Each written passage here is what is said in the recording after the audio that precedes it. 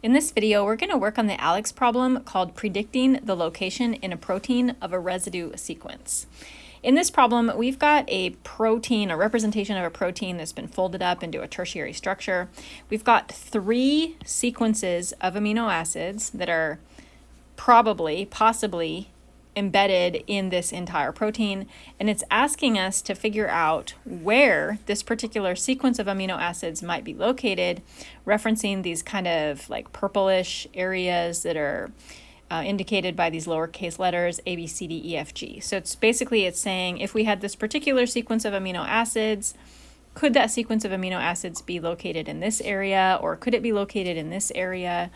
You do have the option of choosing more than one area.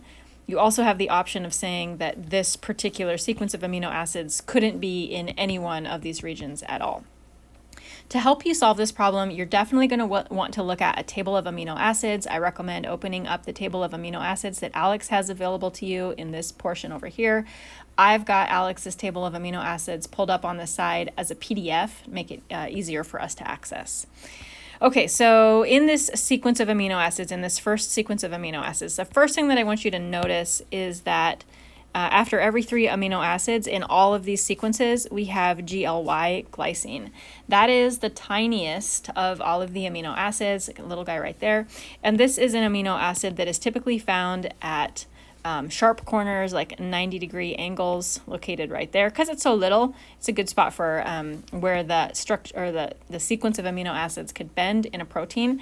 So, and you'll also notice that all of these highlighted areas, they all have basically 3 surfaces to them, or I'm not really sure what word to use, but they do take 2 sharp bends. Every single one of them takes 2 sharp bends. And at these sharp bends, this is where that GLY amino acid is located. So this is just basically saying there's 3 amino acids and then it bends, 3 more amino acids and it bends again, then 3 more amino acids, which is exactly what we see for all of these. So we're going to basically kind of ignore the GLY amino acid because it's in all of them in the same spot in all of the sequences. It just represents the corner. So what we're going to do next is analyze each set of 3 amino acids, and we're going to classify them as being nonpolar or acidic or whatever the data table tells us that it is. Starting with this first sequence right here, we have ALA, which is nonpolar. I'm just going to write NP for nonpolar. We've got that guy twice. And then also valine, which is also nonpolar. So we have a set of 3 nonpolar amino acids. And then our next set, we have ASP. That is acidic. Acidic amino acids are polar amino acids. I'm just going to write P for polar. So acidic is the same thing as polar. Then we have THR, which is polar neutral. And when we're classifying these right now, we're just classifying them as either nonpolar or polar. So polar neutral versus acidic, it's polar, that's all that matters. ASN is right there. That one is also polar.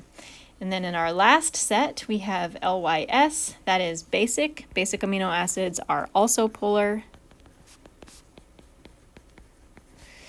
We have GLU, which is, GLU, right there, polar, and ASP, which is also polar. And this should be consistent with what you find. All 3 of them should be polar, or all 3 of them should be nonpolar. I don't think you're going to come across one where you've got a mixing of polar and nonpolar. Polar amino acids are typically found on the outside, spelled that wrong, the outside surface of the protein or the long peptide. They are hydrophilic. They are going to be in contact with the aqueous portion of a cell. So the polar portions of, or polar areas of these peptides are going to be on the outsides. I'm kind of marking all of these right there.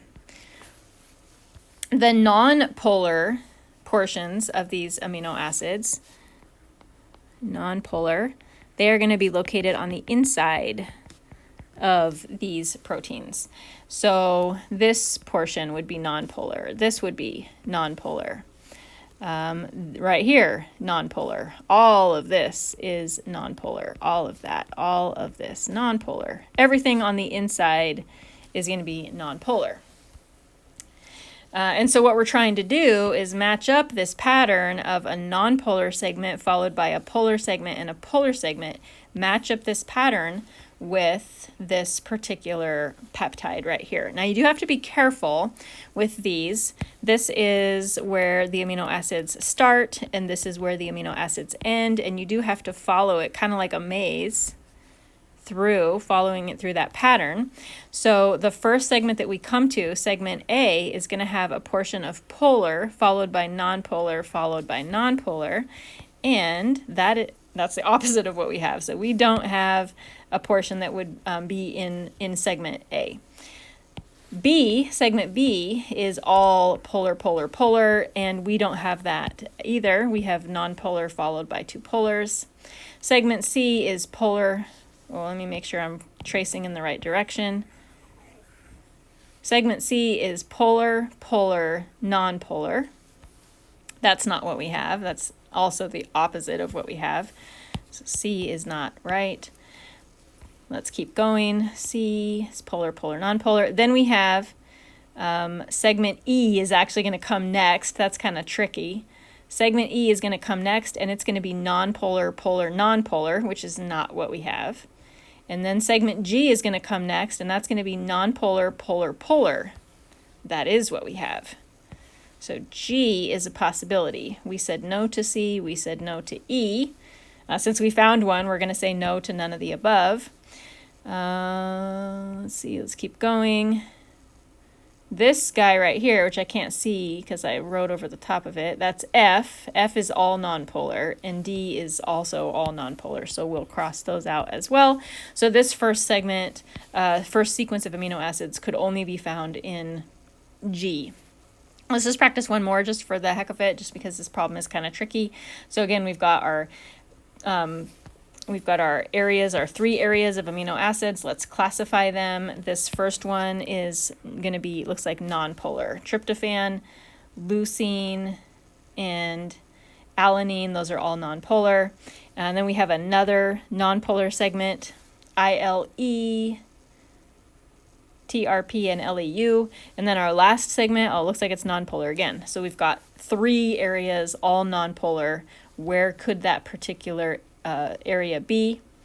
Well, we can see it's definitely not A because A's got a polar portion to it. It's definitely not B because B also is just all polar. It's not going to be C or E or G because they all have polar portions. D and F, I've erased some of the nonpolar portions writing on here, but D and F are both completely nonpolar, which is exactly what this segment is. So this could be either D or F, and we're going to check both.